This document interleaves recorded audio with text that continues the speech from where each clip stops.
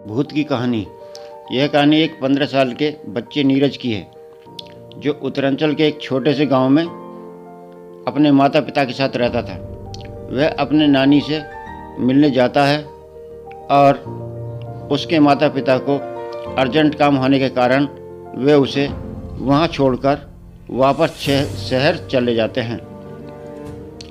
नीरज अपने नाना के साथ रहने लगा।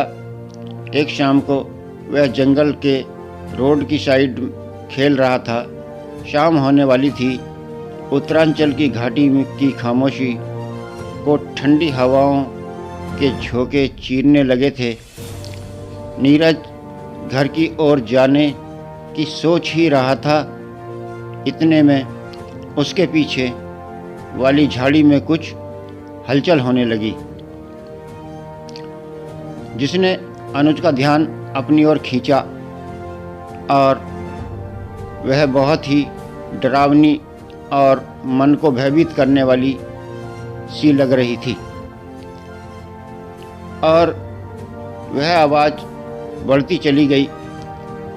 फिर उसे झाड़ियों की ओर से एक सफ़ेद कपड़े पहनी हुई औरत उसकी ओर आती हुई दिखाई दी,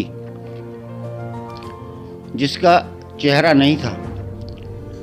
और नीरज उसके चेहरे को देखने की कोशिश कर रहा था, परंतु उसे उसका चेहरा दिखाई नहीं दे रहा था। उसकी डरावनी मुस्कान और उसकी बहुत अधिक डरावनी आवाज़ से नीरज के पैर वहाँ पर जम गए थे। नीरज डर के मारे वहाँ से हिल ही नहीं पा रहा था। फिर वह औरत अचानक से पीछे मुड़ी और झाड़ियों के अंधेरे में गायब हो गई। अनुज डर के मारे वहाँ पर खड़ा कांप रहा था।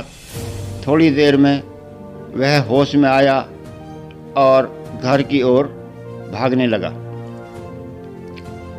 कुछ देर तक नीरज को अपनी आंखों पर और देखी घटना पर यकीन नहीं हो रहा था और उसकी हालत खराब थी। रास्ते में चलते हुए वह यह सोच रहा था कि जो उसने देखा है वह उसे कैसे बयां करेगा। फिर नीरज घर पहुंचा और उसने अपने साथ हुई घटना को अपने नाना नानी को बहुत अच्छी तरह से सुनाया। उसके नाना नानी उस घटना को सुनकर हैरान होकर रोने लगे। नीरज अपने नाना नानी के रोने की वजह को समझ नहीं पा रहा था।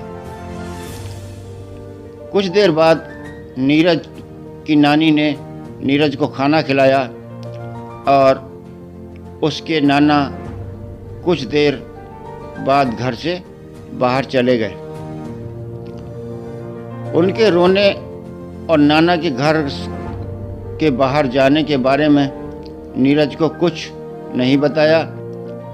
हालांकि नीरज ने अपनी नानी से कई बार पूछा भी।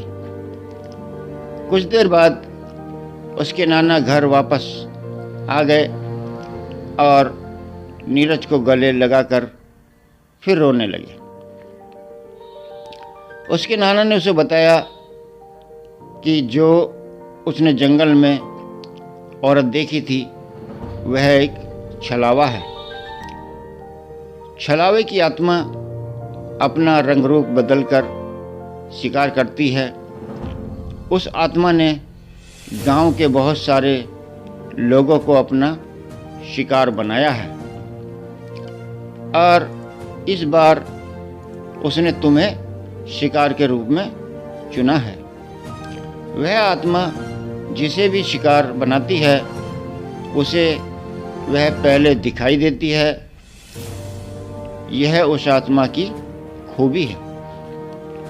और जिसे वह शिकार के रूप में चुनती है उसे वह या तो गायब कर देती है या उसे मार देती है। वह किसी बहाने से उस व्यक्ति को जंगल की ओर बुलाती है। फिर उस व्यक्ति के साथ क्या होता है किसी को मालूम नहीं।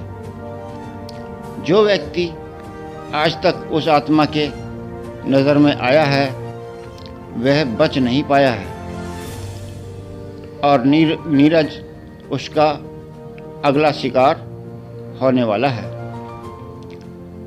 नीरज के नाना फूट फूट कर रो रहे थे। वह अपने अंदर साहस पैदा करके नीरज को कहने लगे कि बेटा, तुम्हें डरने की कोई ज़रूरत नहीं है, क्योंकि मैं पास के एक तांत्रिक से लोबान लेकर आया हूँ जो तेरी बुरे साय से रक्षा करेगा।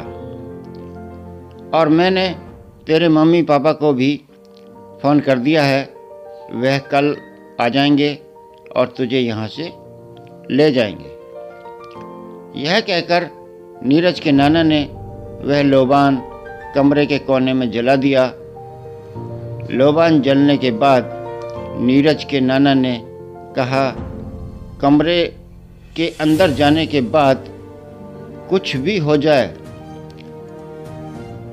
पर दरवाज़ा नहीं खोलना। यह कहकर नाना ने दरवाज़ा बंद कर दिया और फिर अनुज अंधेरे कमरे के कोने में बैठकर रोने लगा। वह कमरे में बैठा हुआ सोच रहा था और उसे अपने नाना नानी के रिएक्शन को देखकर कुछ समझ नहीं आ रहा था और उसके साथ जो हादसा हुआ था वह उसके दिमाग से नहीं निकल रहा था। उसके कानों में एक खौफनाक आवाज़ें गूंज रही थी और उसे बहुत ही डर लग रहा था। वह दिन होने का इंतज़ार कर रहा था। उसके ठीक 2 घंटे बाद दरवाज़ा खटखटाने की बाहर से आवाज़ आई। नीरज बेटा, अब तुम बाहर आ सकते हो।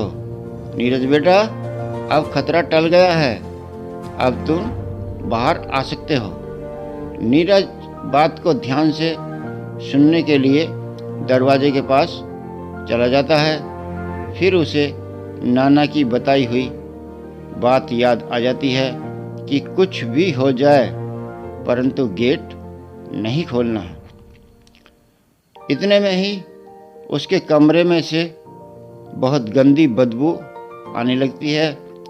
फिर उसने अचानक से पीछे मुड़कर देखा तो वह बदबू उसी लोबान से आ रही थी। अनुज बहुत घबरा जाता है और फिर वह गेट के बाहर से आवाज़ आती है और वह इसी डर से वहाँ पर बेहोश होकर गिर जाता है। अगले दिन नीरज के माता पिता उसे वहाँ से ले जाते हैं और नीरज के नाना नानी फिर चैन से रह पाते हैं। उन्हें ऐसा लगता है कि वे नीरज को मौत के मुंह से बचा लाए हैं।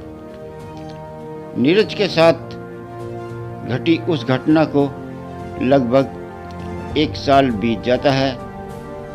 अब नीरज उस सदमे से बाहर निकल चुका था, लेकिन वह फिर कभी अपने नानी नाना के पास नहीं जाता। हालांकि उसका अपने नानी नाना से गहरा लगाव है, परंतु उसके घर वाले मानते हैं कि वह अभी तक पूरी तरह से ठीक नहीं है। इसलिए नीरज के पिता गांव जाकर वह लोबान लाते हैं जिसे उसके नाना अपने घर पर जलाया करते थे। नीरज के पिता इसे अपने घर में प्रतिदिन सुबह जलाते हैं। फिर एक दिन अचानक नीरज की नानी का फ़ोन आया और उसे बताया गया कि उसके नाना की तबीयत ख़राब है। उसने तुरंत अपने माता पिता के साथ उनके पास जाने का निर्णय लिया, लेकिन जब वह वहां पहुंचा तो वह साया अभी भी उसके ऊपर छाया हुआ था। एक दिन किसी काम से नीरज जंगल की ओर चला गया और उस आत्मा ने उसे वहीं मार डाला। काफ़ी समय तक जब नीरज घर नहीं पहुंचा तो खोज की गई। नीरज मृत अवस्था में जंगल में पड़ा था। दोस्तों, ये थी आज की कहानी। आपको कैसी लगी हमें ज़रूर बताएं, और कहानी अच्छी लगी हो तो अपने दोस्तों के साथ शेयर करें।